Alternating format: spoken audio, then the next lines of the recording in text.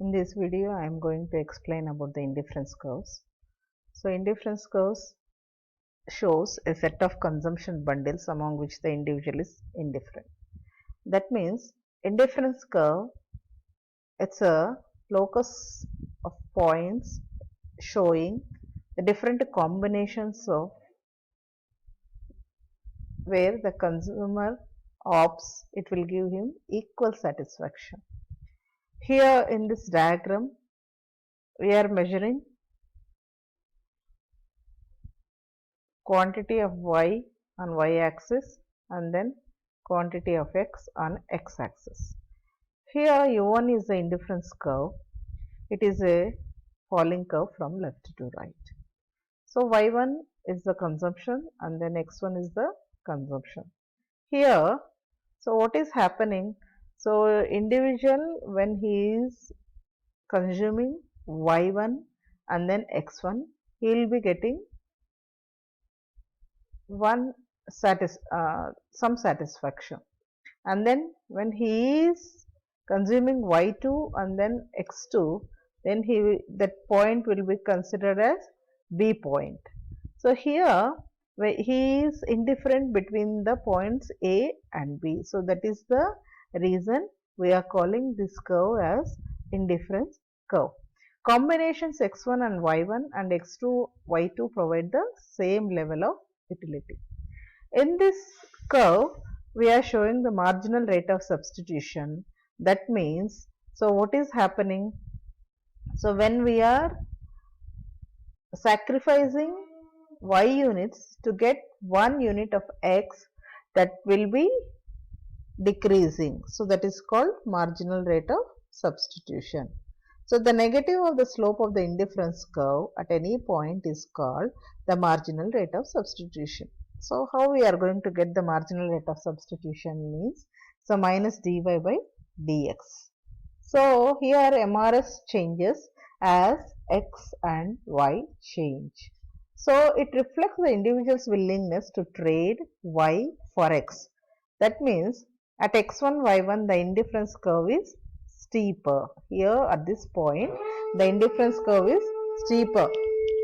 The person would be willing to give up more y to gain additional units of y, and at this point, so the indifference curve is flatter. The person would be willing to give up less y to gain additional units of y. So here in this graph we are showing 3 indifference curves, that is u1, u2 and u3, and this we are calling it as indifference curve map. So each point must have an indifference curve through it. So u1 is less than u2 and u2 is less than u3. So when we are going far away from the axis, so we will be getting more satisfaction. Here in this transitivity, so that means the quantity of y we are measuring here. When we are explaining the properties of indifference curve, the first one is transitivity. That means no two indifference curves will not intersect with each other. So here, can two of an individual indifference curves intersect? So here when we are talking about the C, so this is the intersecting point.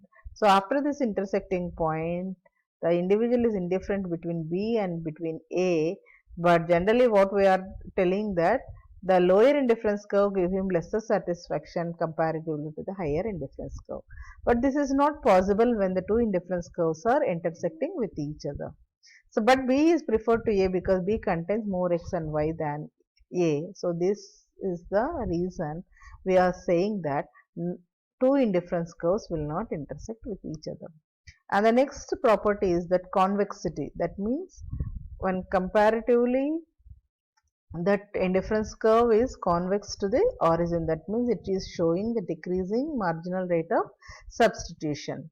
So any 2 points can be joined by a straight line that is contained completely within the set. So here we are saying that, so this is the convexity. So well balanced bundles are preferred to bundles that are heavily weighted toward one commodity.